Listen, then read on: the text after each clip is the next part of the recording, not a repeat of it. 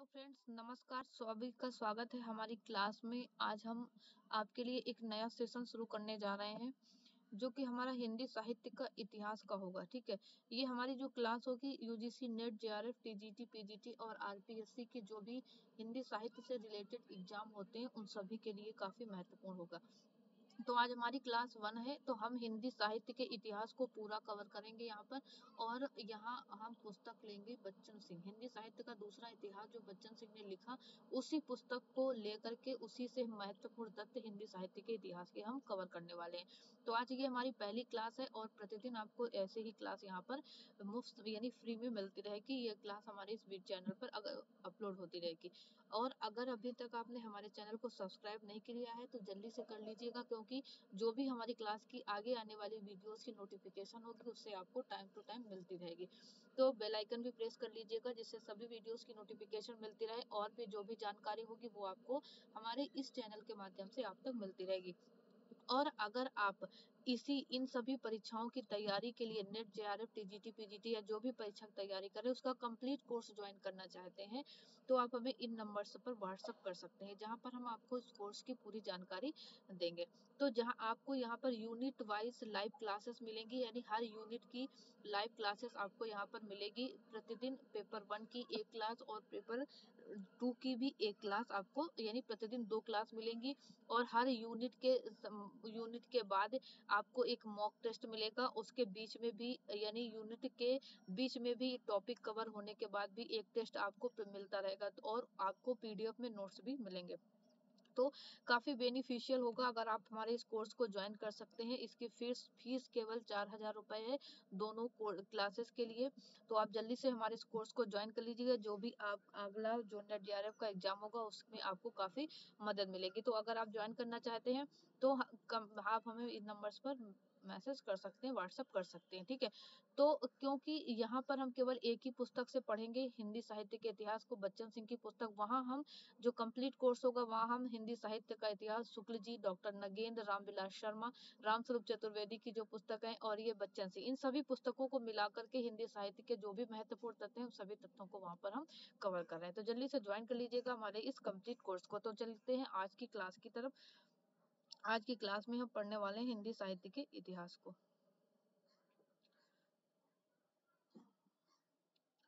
तो हिंदी साहित्य का इतिहास,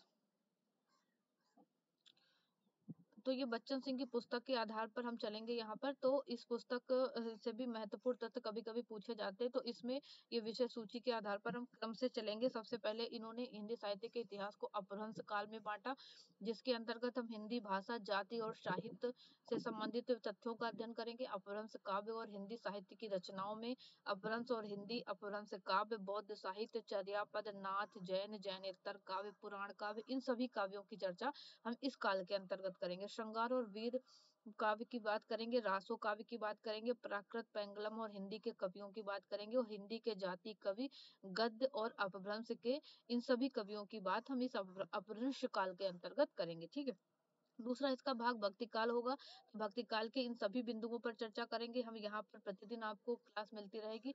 उसके बाद रीति काल के सभी परिवेश यहाँ पर मिलेंगे, यानी हर क्षेत्र की बात करेंगे। रीति काल के जो भी तथ्य हैं उनका नामकरण से लेकर उनकी विशेषताओं से सभी बात करेंगे। उसके बाद आधुनिक काल पे, यानी जो भी नवजागरण युग, स्वच्छंदतावाद युग और ये उत्तर स्वच्छंदतावाद, ये सभी है, इन सारी चीजों की चर्चा हम क्रम से आपको यहाँ पर सभी वीडियोस मिलेंगे। तो चलिए स्टार्ट कर लेते हैं अपभ्रंश काल से। ठीक है, तो अपभ्रंश काल जिसके अंतर्गत इन बिंदुओं पर हम चर्चा करेंगे। हिंदी भाषा, जाति और साहित्य, अपभ्रंश काव्य और हिंदी की जो रचनाएं हैं उनकी बात करेंगे। श्रृंगार और वीर दो ये पूर्ण जो काव्य हैं इनकी बात करेंगे और प्राकृत, पेंगलम और हिंदी के कवियों की चर्चा करते हैं। ठीक है, स्टार्ट करते हैं। हिंदी भाषा और जाति का साहित्य शीर्षक से बच्चन सिंह ने इस अपभ्रंश काव्य की आगे की चर्चा की। तो लिखते हैं, बच्चन सिंह की आधुनिक भारतीय आर्य भाषाओं के उदय के साथ विभिन्न जातियों का उदय होता है।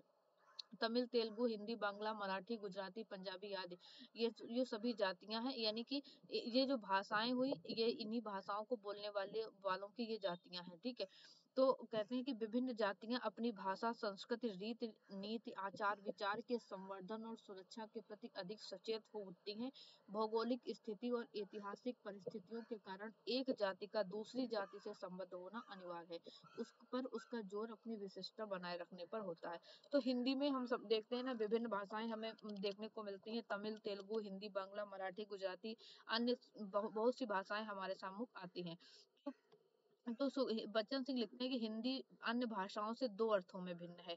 किस अर्थ, कैसे कि क्षेत्रीयता के अर्थ में और भाषा समुच्चय के अर्थ में। ठीक है, तो अन्य जो भाषाएं हैं क्षेत्रीयता के अर्थ में और भाषा समुच्चय के अर्थ में जो हिंदी है अन्य भाषाओं से थोड़ी सी भिन्न लगती है। ठीक है, तो अन्य भाषाएं क्या हैं? एक क्षेत्रीय, आप देखते होंगे तमिल भाषा की अगर हम बात करते हैं तो तमिल तमिलनाडु उधर साइड बोली जाती है ना। बंगाल में बोली जाती है। मराठी महाराष्ट्र में, गुजरात गुजराती में। तो इनका एक विशेष क्षेत्र है। लेकिन जो कि हिंदी का क्षेत्र क्या है? बहुक्षेत्रीय है, यानी उत्तर भारत का बहुत बड़ा भाग हिंदी भाषी क्षेत्र कहलाता है ना। तो ये हिंदी का क्षेत्र काफी विस्तृत है, जिसमें हिमाचल प्रदेश, आप जानते हैं हिमाचल प्रदेश, हरियाणा, राजस्थान, उत्तर प्रदेश, मध्य प्रदेश, बिहार, ये और इन सभी तक ये क्या है? हिंदी पूर्ण रूप से फैली हुई है। तो अन्य क्षेत्रों में एक ही भाषा प्रमुख है, तो हिंदी प्रदेश अनेक भाषाओं और बोलियों, तो यानी कि हिंदी का क्षेत्र भी बहुत है और हिंदी में अनेक भाषाएं और बोलियां भी समाहित हैं। ठीक है, जैसे अगर हम राजस्थानी की बात करें कि राजस्थानी, ब्रजी, अवधी, मैथिली और भोजपुरी, बुंदेली, ये बुंदेलखंडी, इन सभी का समुच्चय राजस्थान की, इन सभी यानी हिंदी की इन भाषाओं में इन सभी बोलियों का समुच्चय मिलता है। राजस्थान में जाते हैं तो राजस्थानी बोलियां मिलती हैं। ब्रज में, उत्तर प्रदेश में ब्रज भी बोली जाती है। अवधी, मैथिली है ना, भोजपुरी, बुंदेलखंडी, इन सभी भाषाओं का समुच्चय यहाँ पर देखने को मिलता है। तो वरानकोव इसे क्या कहते हैं? भाषा व्यवस्था कहते हैं। ठीक है, वरानकोव एक विद्वान हुए, इस व्यवस्था को क्या कहते हैं? भाषा व्यवस्था कहते हैं। तो आगे चलते हैं कि प्राचीन और मध्यकालीन आर्य भाषाएं। तो एक प्रश्न इस बार आया था कि कौन सी मध्य यानी प्राचीन आर्य भाषाओं में कौन सी भाषा नहीं है? तो कहते हैं प्राचीन और मध्यकालीन आर्य भाषाएं कौन कौन सी? जैसे संस्कृत, प्राकृत, अपभ्रंश, ये आती हैं आर्य भाषाओं के अंतर्गत, ये सभी आती हैं। ठीक है, तो अभी जो पेपर हुआ था उसमें पूछा गया था कि कौन सी इसमें आर्य भाषाओं में नहीं आती है। तो इसका जो क्षेत्र है, संस्कृत, प्राकृत और अपभ्रंश का जो क्षेत्र है वो क्या था? सार्वदेशिक था, यानी विभिन्न देशों में ये क्षेत्र था। जिस रूप में वे उपलब्ध है उस रूप में उनका व्याकरणिक ढांचा भी अलग था। यानी संस्कृत का अलग था व्याकरण, प्राकृत का अलग और अपभ्रंश का अलग व्याकरण देखने को मिलता है। ठीक है, इन भाषाओं में प्रादेशिक निष्ठा नहीं थी, किंतु जाति भाषाओं में ये निष्ठा बढ़ी। संस्कृत से प्राकृत, प्राकृत से अपभ्रंश और अपभ्रंश से उत्तर भारत की आधुनिक आर्य भाषाएं या जाति भाषाओं का विकास हुआ। ठीक है, तो हमें ये पॉइंट ध्यान रखना है कि संस्कृत से प्राकृत का विकास हुआ और प्राकृत भाषा से अपभ्रंश का विकास होता है, और अपभ्रंश से उत्तर भारत की जो आधुनिक आर्य भाषाएं हैं, इन भाषाओं का विकास होता है, जिन्हें जाति भाषाएं भी कहते हैं। ठीक है, तो आगे चल इसी प्रकार आगे चलते हैं। लेकिन कहते हैं कि लेकिन ये धारणा है कि हिंदी या बंगला आदि अपभ्रंश से निकली और खंडित हो चुकी हैं।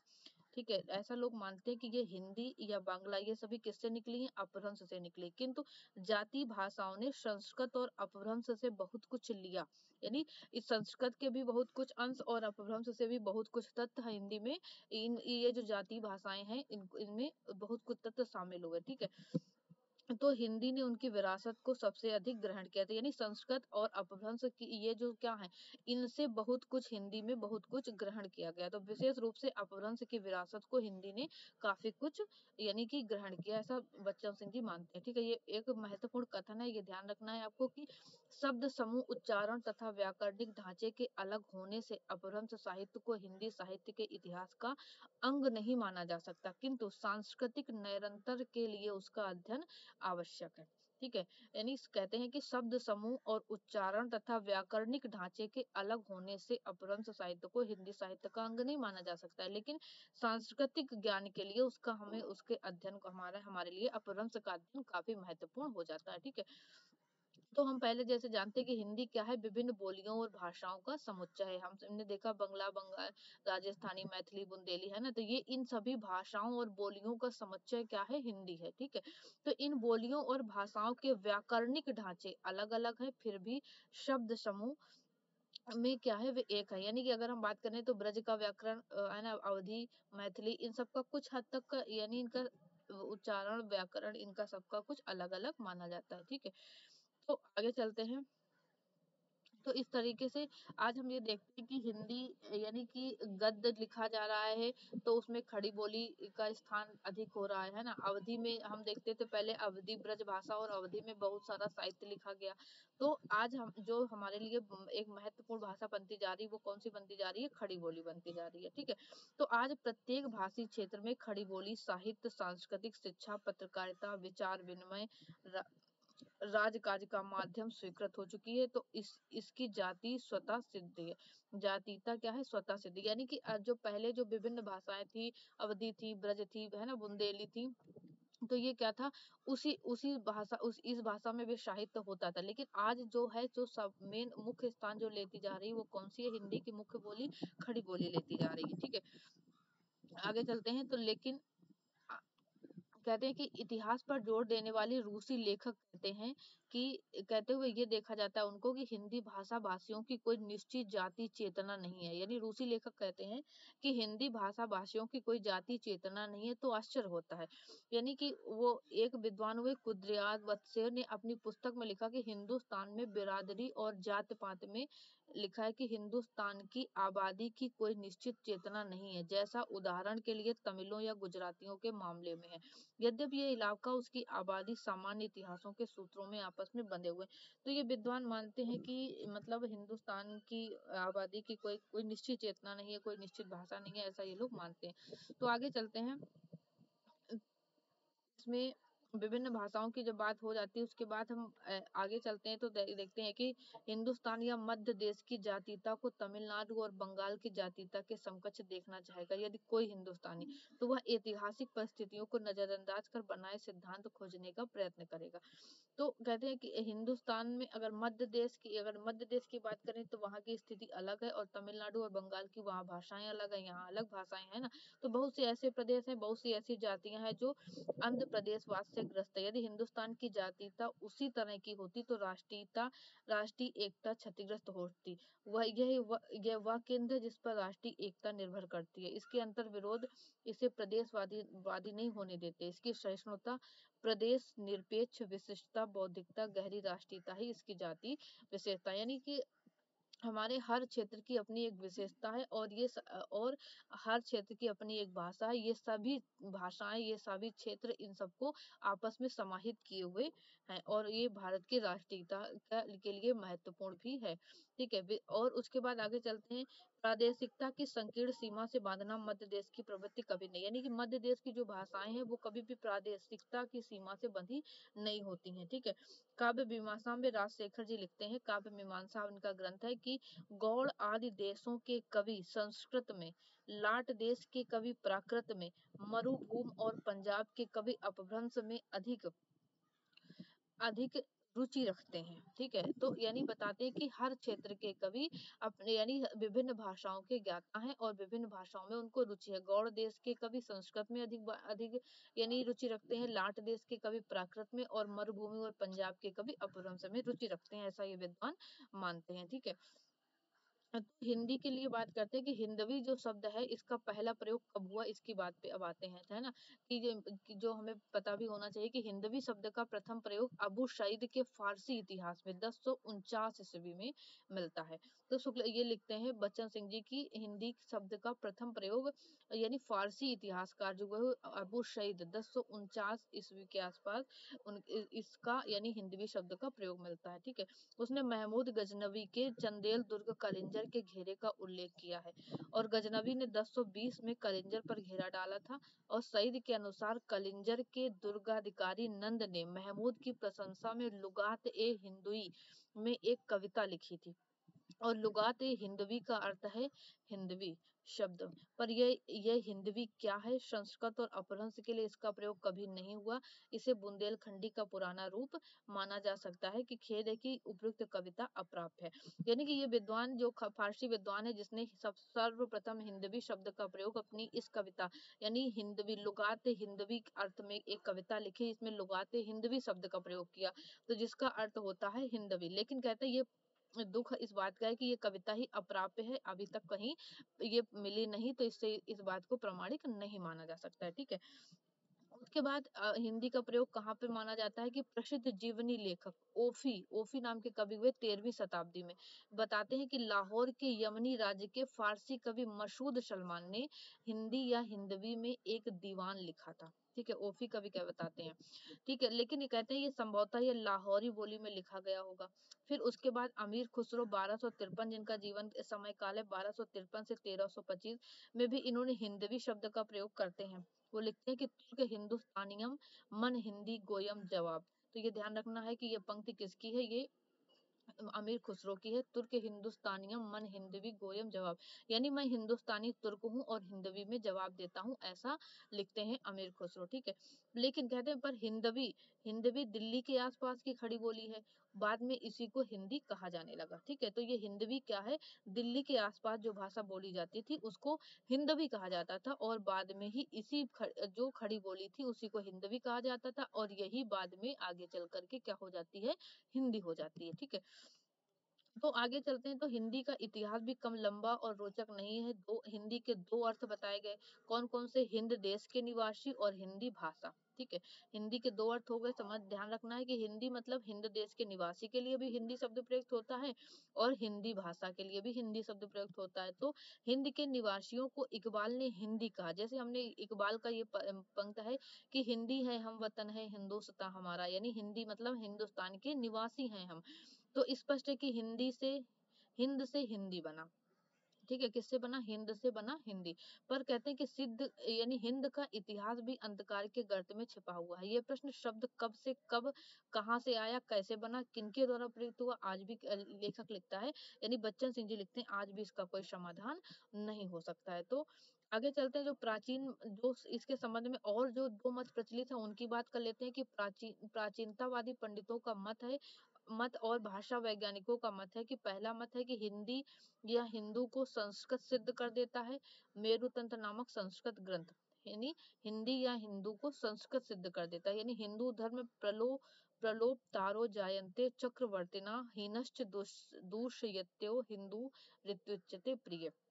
तो हिंदी को संस्कृत सिद्ध मानते हैं। आगे कुछ विद्वानों का मत आता है कि हिंदू का अर्थ हीनों को दूषित करने वाला, कुछ लोग मानते हैं, यानी ये लोग कहते हैं अर्थात हिंदू का अर्थ क्या मानते हैं, हीनों को दूषित करने वाला।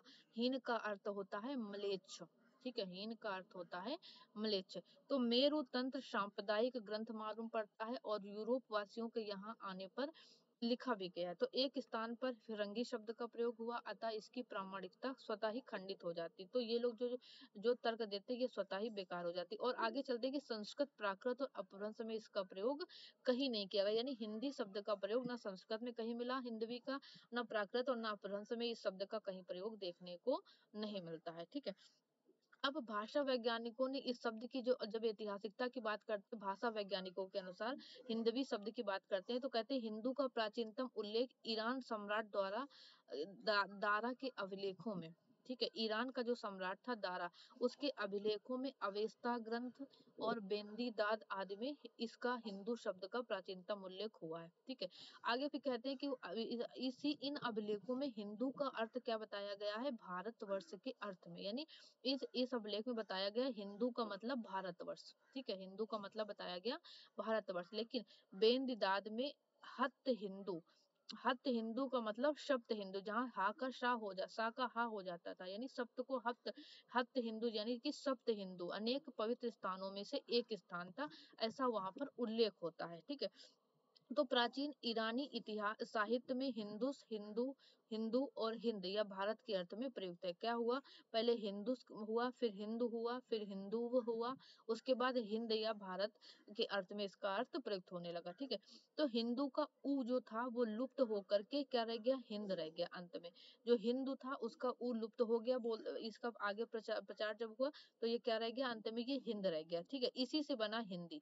तो विद्वान कहते हैं, जो भाषा वैज्ञानिक कहते हैं, तो इसी शब्द से हिंद से ही बन जाता है यहाँ पर हिंदी। ठीक है, तो ये हिंदी शब्द की बात यहाँ पर होती है। ठीक है, उसके बाद भाषा वैज्ञानिक आगे कहते हैं कि सुध्वनि नहीं होती है।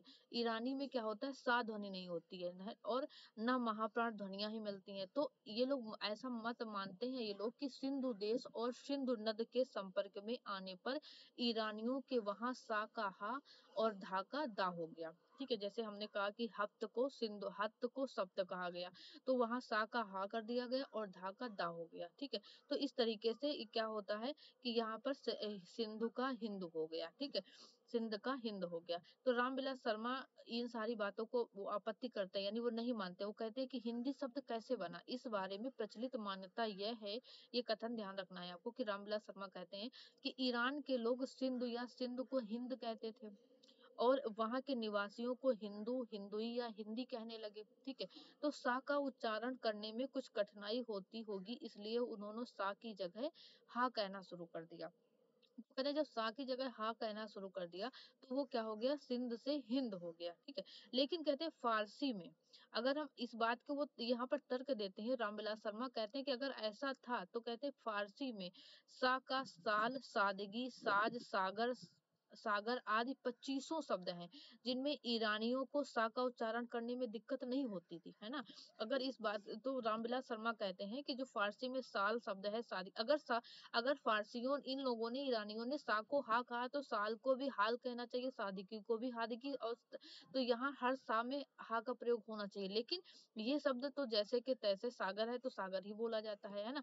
तो कहते हैं, तो ऐसे कहते हैं कि जिनमें ईरानियों को कोई भी सा का उच्चारण करने में दिक्कत नहीं होती है, तो इसलिए वो इस मत को नहीं मानते हैं रामविलास शर्मा। फिर आगे कहते हैं, यही नहीं, क्रियात्मक शब्द भी ऐसे बहुत से हैं जो सा से शुरू होते हैं, जैसे सादीजन यानी बनाना, सखन, तोलना इत्यादि। मतलब बहुत सारे शब्द कहते हैं ऐसे जहाँ सा के स्थान पर सा का ही उच्चारण हो रहा है। तो कहते हैं ये बात हमारी समझ में नहीं आती है। तो इस तरीके से कहते हैं कि ऐसे अनेकों फारसी शब्द हैं, भारतीय भाषाओं के शब्दों में ने सा का सा और हा को दे दिया है। ऐसे सिंध का हिंद ईरान में बना या भारत में, इस समस्या पर प्रकाश पड़ सकता है। तो कहते हैं ये भी बात हमें, वो फिर आगे बताते हैं कि सा का हा में परिवर्तन कश्मीरी में मिलता है, जैसे हिंदी, मराठी, गुजराती, राजस्थानी में भी सा भी है, उसके स्थान पर हा भी उच्चरित होता है, इसलिए ध्वनित होता है कि सा हा ध्वनि जो यहाँ की किसी प्राकृत से सा के लिए उच्चरित होती रही हो, यात्रा करते करते ईरान पहुंच गई। फिर तो ईरानियों ने सप्त को हप्त और असुर को अहुर कहना आरंभ कर लिया।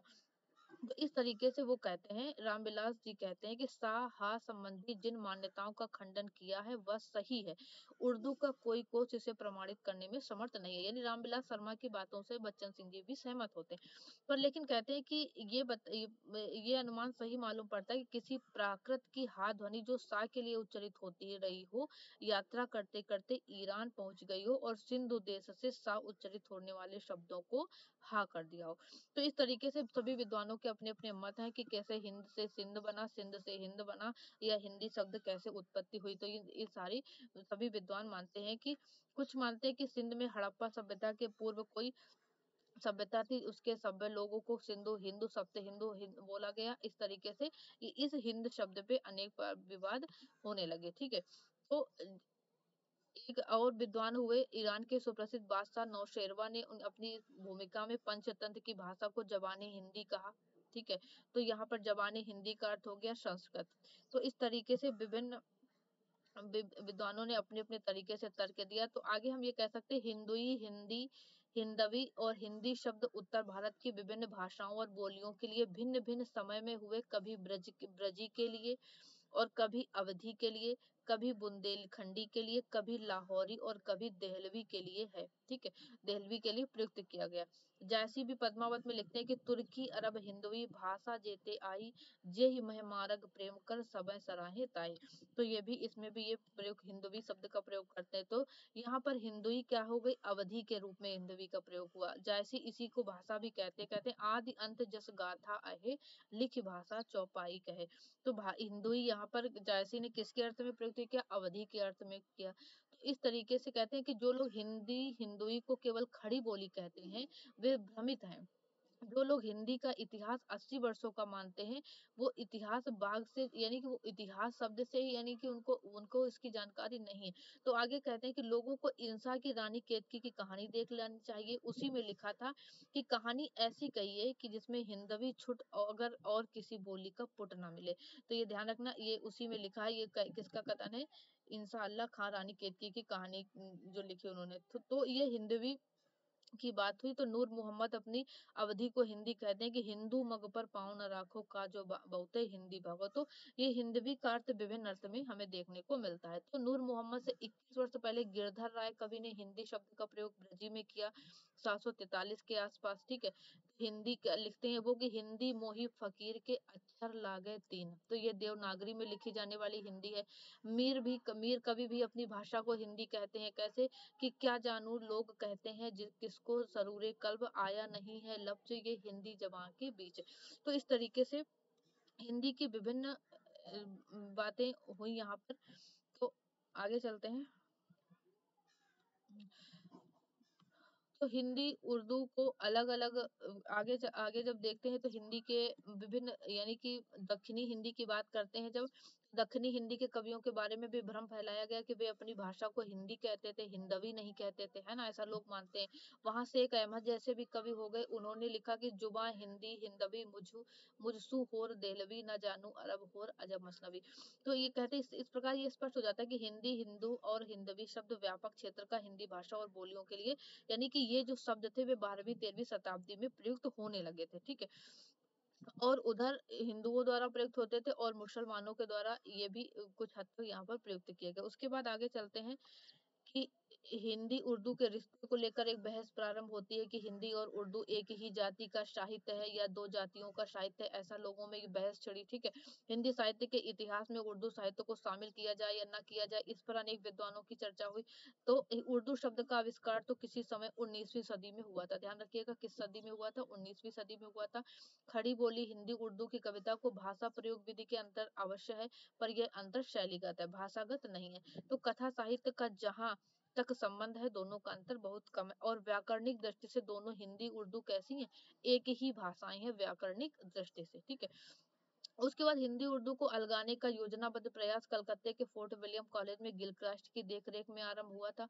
उर्दू को यामनी भाषा का श्रेय लल्लू लाल जी को है, जो फोर्ट विलियम कॉलेज के नौकरते। यानी उर्दू को यामनी भाषा किसने कहा? ध्यान रखना है, महत्वपूर्ण पॉइंट है कि तो लल्लू लाल जी ने उर्दू को यामनी भाषा कहा। ठीक है, उसके बाद इस नीति के तहत लल्लू लाल जी का ये कथन है कि 105 के लिए महाराज धीराज सकल गुण निधान पुण्यवान महाराज मारकुइस बलजली गवर्नर जनरल प्रतापी के राजा श्रीयुत गुणगाह के गुणियन सुखदायक जान गिलक्रिस्त की आज्ञा से संवत 1860 में लल्लू लाल जी कवि आगरे वाले ने जिसका सार ले यामनी भाषा छोड़ दिल्ली आगरे की खड़ी बोली में कर नाम प्रेम सागर धरा। तो ये इस तरीके से यामनी भाषा उर्दू को लल्लू लाल जी ने कहा। ठीक है, आगे तो हिंदी उर्दू की उच्च शैलियों में विभिन्न प्रकार के भेद हैं। बोलचाल की भाषा एक है, दोनों अपने मूल स्रोत से प्रेरणा लेती हैं। तो उर्दू का भविष्य हिंदी भाषी क्षेत्र में है और उसी तरह हिंदी भाषा व्यवस्था का अंग है। तो इस तरीके से हम आगे चलते हैं।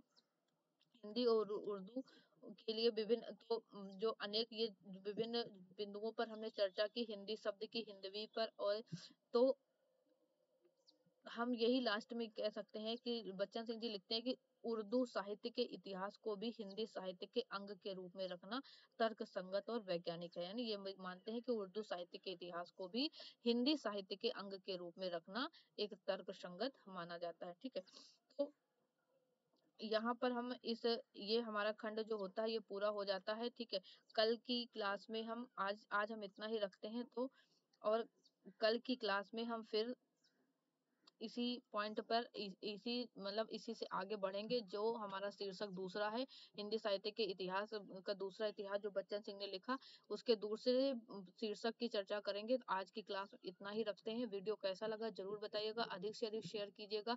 इससे महत्वपूर्ण तथ्य आपके सामने कवर हो जाएंगे और हमें ऐसा उम्मीद है कि ये पुस्तक भी आपकी कवर हो जाएगी। जो महत्वपूर्ण तथ्य है वो अंडरलाइन कर दिए हैं हमने वहाँ पर। और अगर आप इसका पीडीएफ भी लेना चाहते हैं तो आप मुझे व्हाट्सअप कर सकते हैं। इन नंबर पर हमारा कंप्लीट कोर्स भी ज्वाइन कीजिए। ऐसे ही महत्वपूर्ण क्लासेस आपको वहाँ पर मिलती रहेंगी। मिलते हैं कल फिर। Thank you.